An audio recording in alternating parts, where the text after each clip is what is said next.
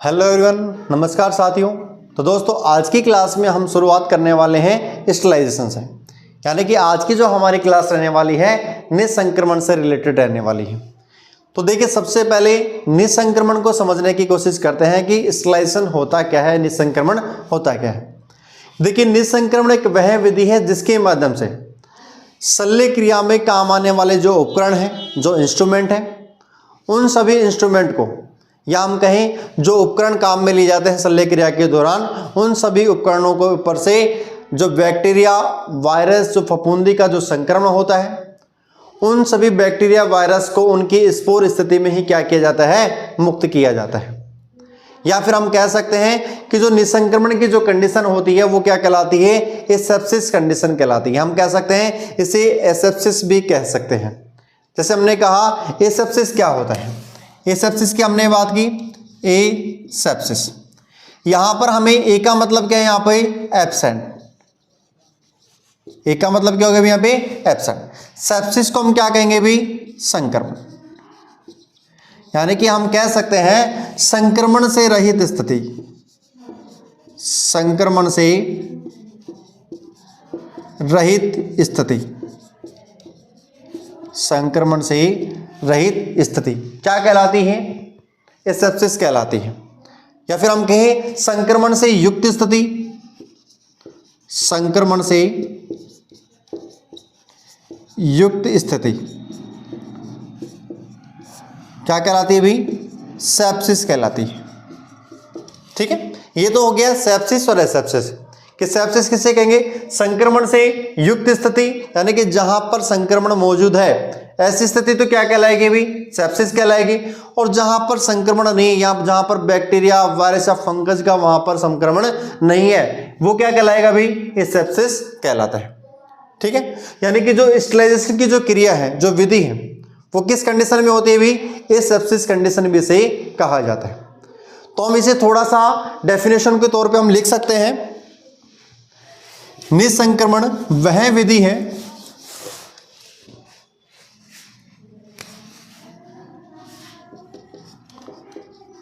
निसंक्रमण वह विधि है जिसके द्वारा शल्य क्रिया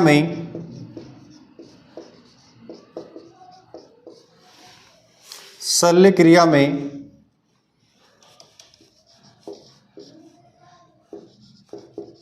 काम आने वाले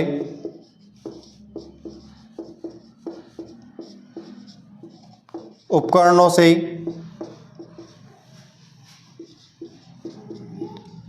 जीवित सूक्ष्मजीवी,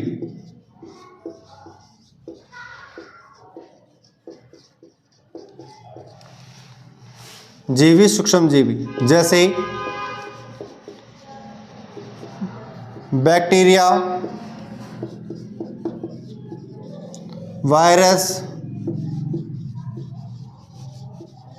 फंगस इत्यादि को उनके स्पोर स्थिति में ही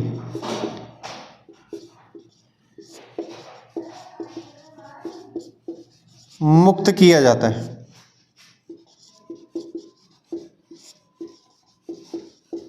मुक्त किया जाता है क्या कहलाता है, स्टेरिलाइजेशन कहलाता है।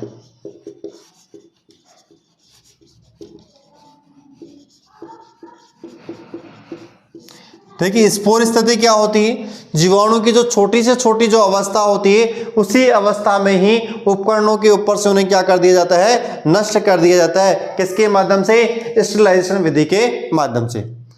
अब उपकरणों को स्टेरिलाइजेशन करने के लिए कुछ विधियां आती हैं कि कौन कौन सी विधियों के माध्यम से उपकरणों का स्टेरिलाइजेशन किया जाता है। उन सभी विधियों को हम डिटेल से पढ़ते हैं। चलिए तो करते हैं शुरुआत।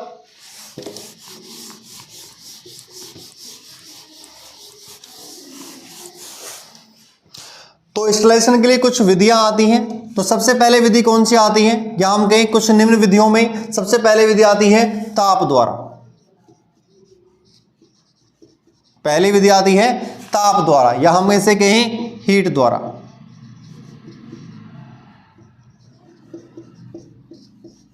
ठीक है। सेकंड आती है पानी युक्त ताप।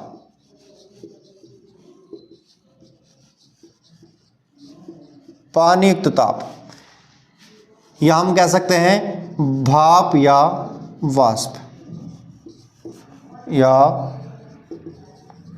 Moist heat. ठीक है। इसके अलावा आती है बायोकेमिकल के द्वारा,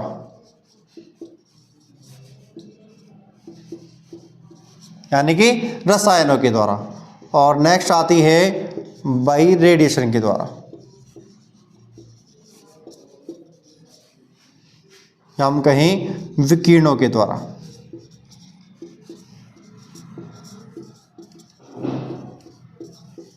देखिए दोस्तों, ये सभी जो विधियां हैं वो कैसी विधियां हैं भाई? उपकरणों को स्टलाइजेशन करने की विधियां हैं। कौन कौन सी विधियां हैं? ताप द्वारा उपकरणों के स्टलाइजेशन किया जा सकता है, पानी युक्त ताप, भाप या वाष्प के द्वारा उपकरणों के स्टलाइजेशन किया जा सकता है, बायोकेमिकल रसायनों के द्वारा उपकरणों का स्टलाइजेशन किया जा सकता है, या इसके अलावा रेडिएशन के द्वारा भी उपकरणों का स्टलाइजेशन किया जा सकता है। ठीक है। तो चलिए इनको थोड़ा सा डिटेल से पढ़ने की कोशिश करते हैं। तो सबसे पहले हम पढ़ेंगे ताप द्वारा। तो पहली विधि आती है ताप द्वारा। तो देखिए, तो सबसे पहले हम पढ़ने वाले हैं ताप द्वारा या हीट द्वारा। इसको भी दो भागों में डिवाइड किया गया है। इसको भी कितने भागों में डिवाइड किया गया है? दो भागों में डिवाइड किया गया है। नंबर 1, सीधा लोया, और लो को क्या कहेंगे अपन? फ्लेम।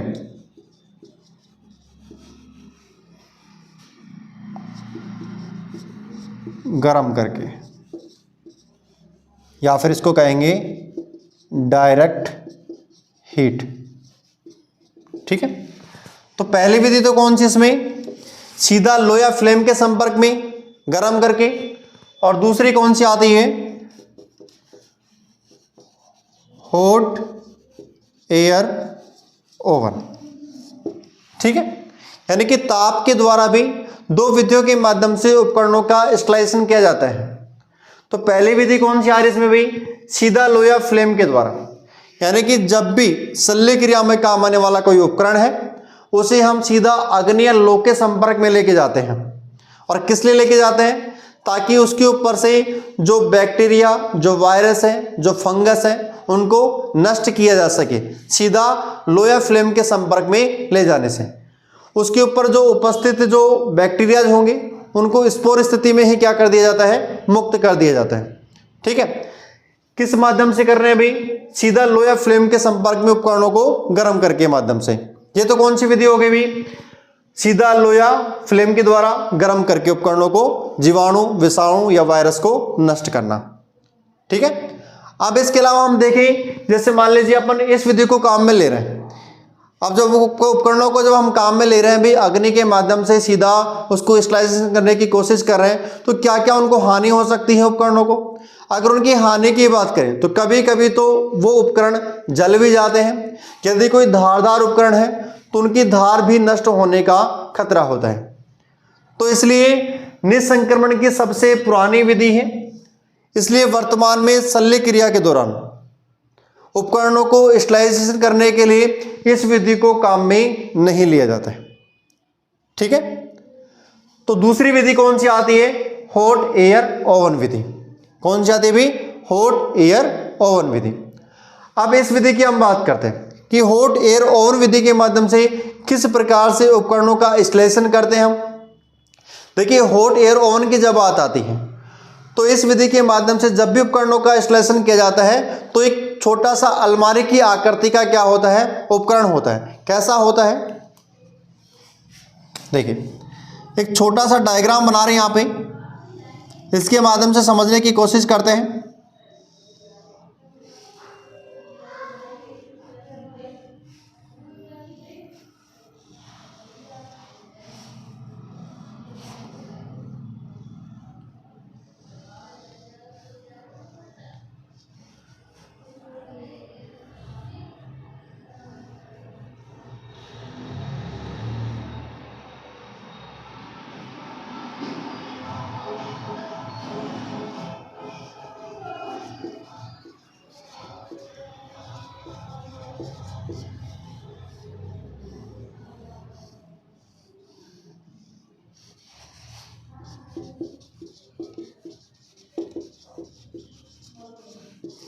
देखिए इस प्रकार का एक उपकरण होता है, छोटी सी अलमारी की आकृति का उपकरण होता है। इसके माध्यम से उपकरणों का इंस्टॉलेशन किया जाता है। इसमें क्या किया जाता है भाई, किस प्रकार से इसमें उपकरणों का इंस्टॉलेशन किया जाएगा। इस उपकरण में कुछ समय के लिए शुष्क ताप को प्रवेश करवाया जाता है। क्या किया जाता है भाई, कुछ समय के लिए शुष्क ताप को क्या किया जाएगा, इसमें प्रविष्ट करवाया जाता है। लेकिन जो इसका टेम्परेचर होता है उस टेम्परेचर को क्या किया जाता है, कंट्रोल रखा जाता है। और इस विधि के माध्यम से उन उपकरणों का इंस्टॉलेशन किया जाता है जो मोस्ट हिस्से खराब हो जाते हैं या जिनमें ताप पारित नहीं की जा सकती। उन उपकरणों का इंस्टॉलेशन इस विधि के माध्यम से आसानी से किया जा सकता है। ठीक है, अब ये भी देखेंगे कि इस विधि के माध्यम से कौन कौन से इंस्ट्रूमेंट आते हैं शल्य क्रिया के दौरान, जो हॉट एयर ओवन के माध्यम से आसानी से स्टलाइज किए जा सकते हैं। लेकिन एक और बात इसमें, जब भी हॉट एयर ओवन के माध्यम से उपकरणों का हम स्टलाइजेशन कर रहे हैं तो जब भी टेम्परेचर को हम बढ़ाते हैं तो समय में क्या आती है भाई, गिरावट आती है। और यदि मान लीजिए टेम्परेचर को हम कम करते हैं तो समय क्या होता है, उपकरणों में अधिक लगता है इंस्टॉलेशन होने में। तो हम कह सकते हैं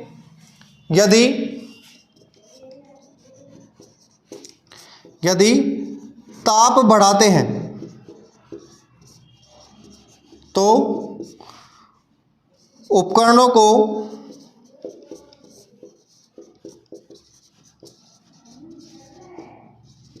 स्टलाइज होने में समय कम लगता है। और यदि हमने क्या किया भाई, ताप को बढ़ा रहे हैं, टेम्परेचर ज़्यादा कर रहे हैं, तो उपकरणों को क्या लग रहा है भाई, स्टलाइज होने में समय कम लगता है।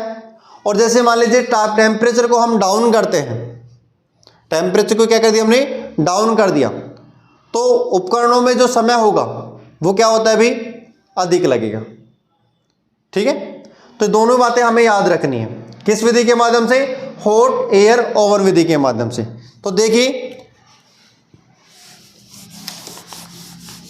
जैसे मान लीजिए यदि हमारे पास में कोई उपकरण है और उसको हम हॉट एयर ओवन के माध्यम से स्टलाइज कर रहे हैं, हॉट एयर ओवन, यदि उस उपकरण को हम हॉट एयर ओवन विधि के माध्यम से हम स्टलाइजेशन कर रहे हैं, तो जिसके लिए हमने टेम्परेचर कितना लिया है, 160 डिग्री सेंटीग्रेड का हमने यहाँ पर क्या लिया है भाई, टेम्परेचर लिया है। तो हमें कितनी मिनट की आवश्यकता होगी ताकि उपकरणों का स्टलाइजेशन हो सके। तो 160 डिग्री सेंटीग्रेड पर 60 मिनट के लिए हम उपकरणों का क्या करते हैं, स्टलाइजेशन करते हैं। ठीक है, 160 डिग्री सेंटीग्रेड का यदि टेम्परेचर है तो हमें कितने समय की आवश्यकता हो रही है, 60 मिनट की आवश्यकता होती है। यानी 60 मिनट तक हमें क्या करना है, उपकरणों का स्टलाइजेशन करना है। यदि मान लीजिए हम यहाँ पर टेम्परेचर को बढ़ाते हैं, जैसे मान लीजिए हमने यहाँ पर लिया 170 डिग्री सेंटीग्रेड का यदि हमने यहाँ पर तापमान लिया है, तो यहाँ पर हमें कितने समय के लिए स्टलाइजेशन करना होगा, 40 मिनट के लिए। ठीक है, देखिए यहाँ पर हमने टेम्परेचर को बढ़ाया तो समय क्या होगा भाई, कम लगेगा उपकरणों को। यदि मान लीजिए टेम्परेचर डाउन है तो समय क्या लगता है, अधिक लगता है उपकरणों का स्टलाइजेशन होने में। ठीक है, चलिए अब ये देखते हैं कि हॉट एयर ओवन के माध्यम से कौन कौन सी वस्तुएं हैं या कौन कौन से इंस्ट्रूमेंट हैं जिनको स्टलाइज किया जाता है। देखिए जैसे हम बात करें फॉर एग्जांपल पेट्री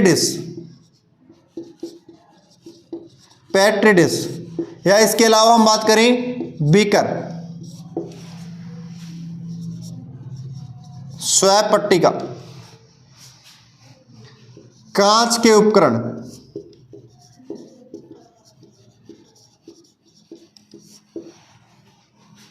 तेल, सिल्ड,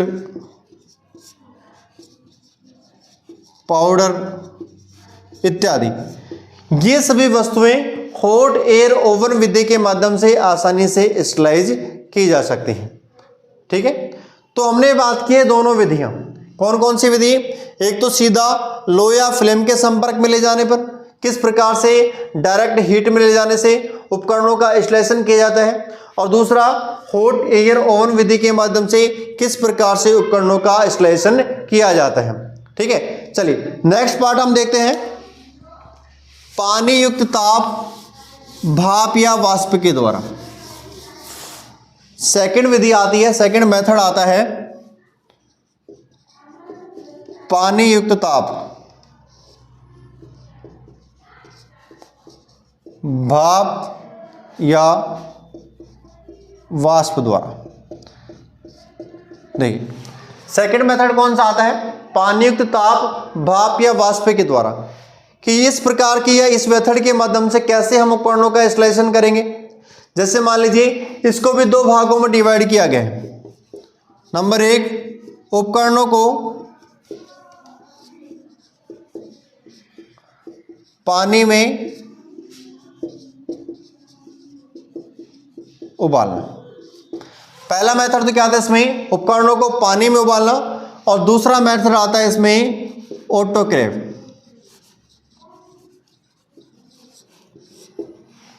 देखिए दोनों ही मेथड को हम देखते हैं। पहला तो मेथड कौन सा है, उपकरणों को पानी में उबालना।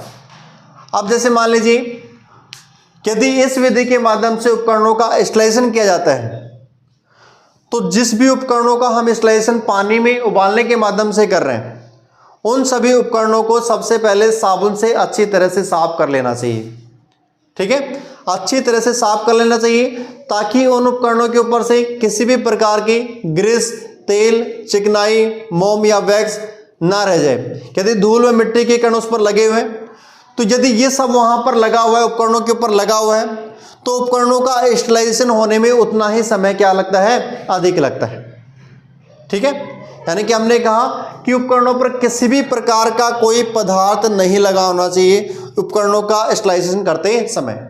इसलिए हमें उनको बिल्कुल अच्छे से क्या कर लेना चाहिए, साफ कर लेना चाहिए उपकरणों का इंस्टॉलेशन करते समय। या फिर हम कहें इस विधि के माध्यम से उन उपकरणों का इंस्टॉलेशन नहीं करना चाहिए, क्योंकि इस विधि के माध्यम से जिन उपकरणों की धार होती है वो धार क्या हो जाती है, भी नष्ट हो जाती है। जैसे हमारे फॉर एग्जांपल बात करें बीपी ब्लेड जो होती है, बीपी ब्लेड को इस विधि के माध्यम से इंस्टॉलेशन नहीं करना चाहिए, क्योंकि जो बीपी ब्लेड की जो धार होती है वो क्या हो जाती है, नष्ट हो जाती है। ठीक है, और इसके लिए यदि हम बात करें जो टेम्परेचर की, यदि हम बात करें कि उपकरणों को जो पानी में उबालने के लिए जो टेम्परेचर की हमें आवश्यकता होगी, तो टेम्परेचर क्या होगा, 100 डिग्री सेंटीग्रेड पर, यानी कि 100 डिग्री सेंटीग्रेड का हमें क्या लेना है, यहाँ पर टेम्परेचर लेना है, और 10 से 15 मिनट तक, 10 से 15 मिनट तक उपकरणों को पानी में उबालना है। यानी कि इतने समय के दौरान और इतने टेम्परेचर में उपकरणों का इंस्टॉलेशन आसानी से हो जाएगा। ठीक है, तो ये तो मेथड कौन सा हो गया, उपकरणों को पानी में उबालने के माध्यम से उपकरणों का इंस्टॉलाइज करना। नेक्स्ट आता है कौन सा, ऑटोक्लेव। ठीक है, ऑटोक्लेव भी कितने प्रकार के होते हैं, 2 प्रकार के होते हैं। कितने प्रकार के होते हैं ऑटोक्लेव, 2 प्रकार के होते हैं। एक तो इसका टाइप होता है कौन सा, हॉरिजॉन्टल टाइप।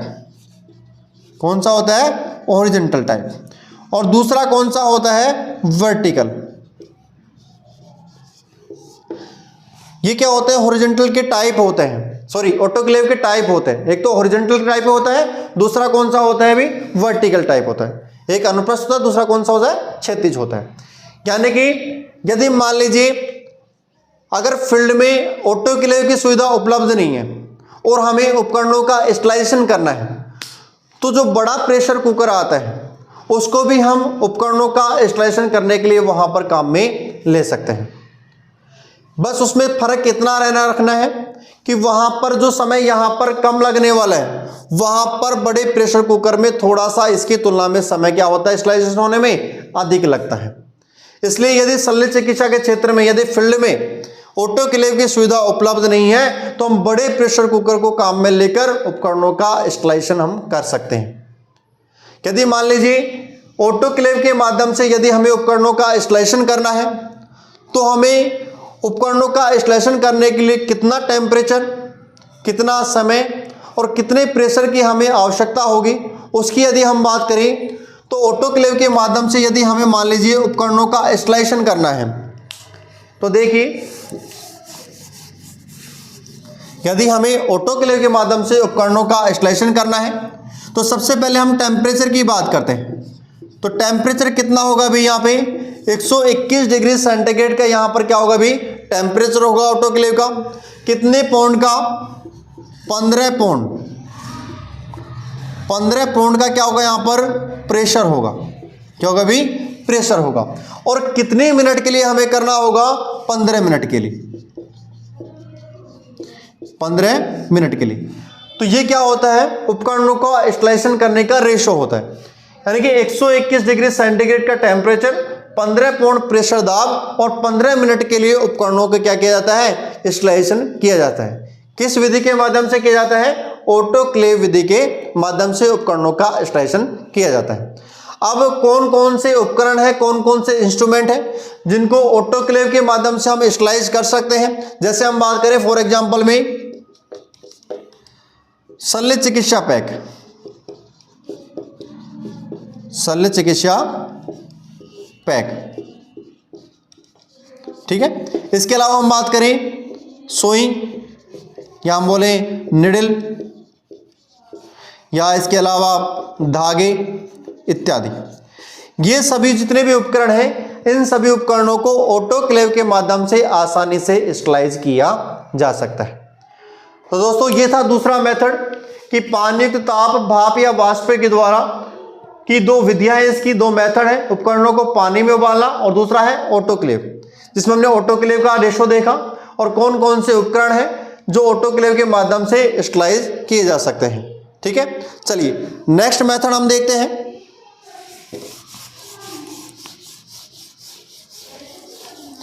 बायोकेमिकल के द्वारा, क्या हम कहें, रसायनों के द्वारा।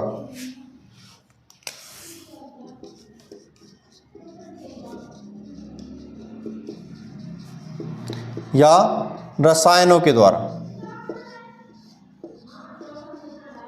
रसायनों के द्वारा उपकरणों का इंस्टॉलाइजेशन करना। देखिए इसे कोल्ड इंस्टॉलाइजेशन भी कहा जाता है, कोल्ड इंस्टॉलाइजेशन। इसे क्या कहा जाता है भाई, ठंडा निसंक्रमण भी कहा जाता है, क्योंकि इसमें रसायनों का हम उपयोग में ले रहे हैं। उपकरणों को इंस्टॉलेशन करने के लिए इसमें रसायनों को हम काम में ले रहे हैं, इसलिए इसे कोल्ड इंस्टॉलेशन भी कहा जाता है। अब कौन कौन से रसायन हैं, या हम कहें कौन कौन से रसायनों का उपयोग किया जाता है उपकरणों का इंस्टॉलेशन करने में। तो सबसे पहले हम बात करें केमिकल की, रसायनों की। तो 70% इथाइल अल्कोहल, यानी कि 70% रसायन कौन सा होना चाहिए, इथाइल अल्कोहल के माध्यम से। या हम कहें इसके अलावा 96% आइसोप्रोपाइल अल्कोहल, 70% इथाइल अल्कोहल और 96% आइसोप्रोपाइल अल्कोहल रसायन को हम इंस्टॉलेशन के रूप में काम में लेते हैं। या फिर इसके अलावा हम बात करें 1% सेट्रेमाइड, इसके अलावा साइडेक्स, स्टेरिसोल इत्यादि सभी रसायन, जितने भी रसायन हैं, ये सभी रसायन उपकरणों का इंस्टॉलेशन करने के लिए काम में ले जाते हैं। ठीक है। या फिर इसके अलावा हम गैस की बात करें, या फिर शल्य चिकित्सक का जो कक्ष होता है, उस शल्य चिकित्सक के जो कक्ष को इंस्टॉलेशन करने के लिए जो फॉर्मेल्डिहाइड जो गैस आती है, फॉर्मेल्डिहाइड क्या आती है भाई, गैस आती है, जो शल्य चिकित्सक के कक्षों को इंस्टॉलाइज करने के लिए फ्यूमिगेशन के रूप में काम में ली जाती है, फ्यूमिगेशन के रूप में काम में ली जाती है। यानी कि हम कह सकते हैं शल्य चिकित्सक के कक्ष को इंस्टॉलेशन करने के लिए गैस के रूप में फॉर्मेल्डिहाइड को काम में वहां पर फ्यूमिगेशन के रूप में लिया जाता है। तो ये तो क्या हो गए, रसायन हो गए, किसके माध्यम से, या इन रसायनों के माध्यम से उपकरणों का इंस्टॉलेशन हम आसानी से कर सकते हैं। यदि मान लीजिए इसके अलावा हम बात करें, यदि हमारे पास में कोई रबड़ का बड़ा उपकरण है, यदि हमें रबड़ के बड़े उपकरण को हमें स्टरलाइजेशन करना है, जैसे मान लीजिए रबड़ के बड़े उपकरण में हम बात करें गमबूट्स, यदि हमें गमबूट्स जैसे बड़े उपकरण को स्टरलाइजेशन करना है, जो शल्य चिकित्सा के दौरान जो डॉक्टर होता है वो अपने पाँव में रबड़ के जूते जो पहन के रखता है उसे क्या कहते हैं भाई, गमबूट्स, जो रबड़ का होता है। अब इस रबड़ के उपकरण को हमें मान लीजिए क्या करना है, स्टरलाइज करना है, तो रबड़ के इस उपकरण को स्टरलाइज करने के लिए हमें एक सॉल्यूशन बनाना पड़ेगा। और सॉल्यूशन के रूप में हम कैसा सॉल्यूशन बनाएंगे, देखिए यहां पर हमारे पास में सॉल्यूशन के रूप में क्या होना चाहिए, 38% तो हमारे पास में फॉर्मेलिन, या हम कहें 135 ml क्या होना चाहिए, फॉर्मेलिन की मात्रा होनी चाहिए, या इसके अलावा हम कहें 10 ग्राम सोडियम हाइड्रोक्साइड, क्या होना चाहिए भाई, 38% फॉर्मेलिन और 10 ग्राम सोडियम हाइड्रोक्साइड। इसको डिजोल्व किसमें करना है, 1 लीटर डिस्टिल वाटर, यानी कि हम इसको 1 लीटर डिस्टिल वाटर में डिजोल्व करके 38% फॉर्मेलिन और 10 ग्राम सोडियम हाइड्रोक्साइड को मिलाकर एक सॉल्यूशन बना लेते हैं, और इस सॉल्यूशन के माध्यम से गम बूट्स को आसानी से हम क्या कर सकते हैं, स्टरलाइजेशन कर सकते हैं। अब इनका स्टरलाइजेशन होना रसायनों के माध्यम से डिपेंड करता है कि रबड़ का उपकरण किस प्रकार का है। इसके लिए हमें 2 से लेकर 24 घंटे तक रसायनों में इनको डुबाकर रखना पड़ता है, जिसके माध्यम से आसानी से गम बूट्स को स्टरलाइजेशन या हम कहें निसंक्रमित किया जा सकता है। ठीक है, तो ये था केमिकल के द्वारा, रसायनों के द्वारा कि किस प्रकार से कौन कौन से केमिकल हैं जिनके माध्यम से आसानी से उपकरणों का स्टरलाइजेशन किया जा सकता है। इसके अलावा नेक्स्ट मेथड हम देखते हैं रेडिएशन के द्वारा। नेक्स्ट मेथड आता है स्टरलाइजेशन का बाय रेडिएशन के द्वारा।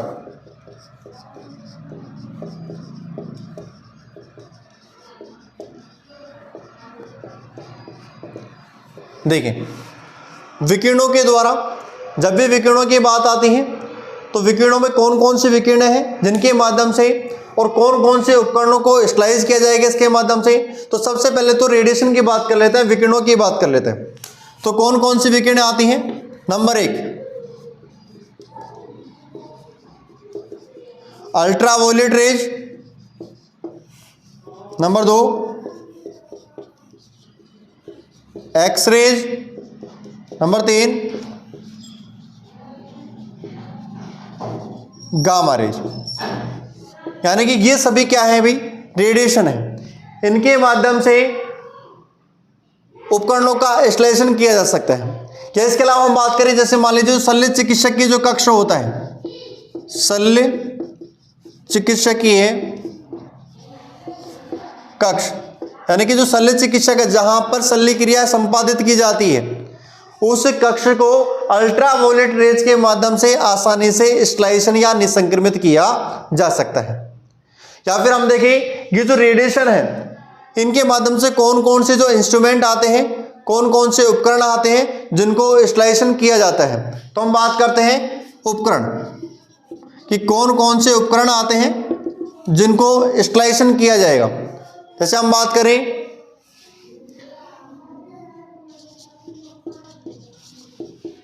Surgical mask, endotracheal tube,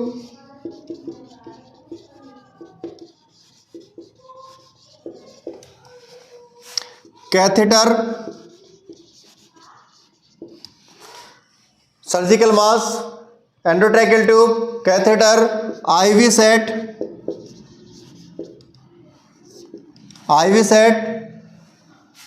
disposable syringe,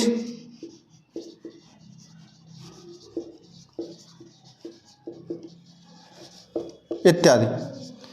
यानी कि ये सभी जितने भी उपकरण हैं, इन सभी उपकरणों को बाय रेडिएशन के द्वारा आसानी से स्टरलाइज किया जा सकता है।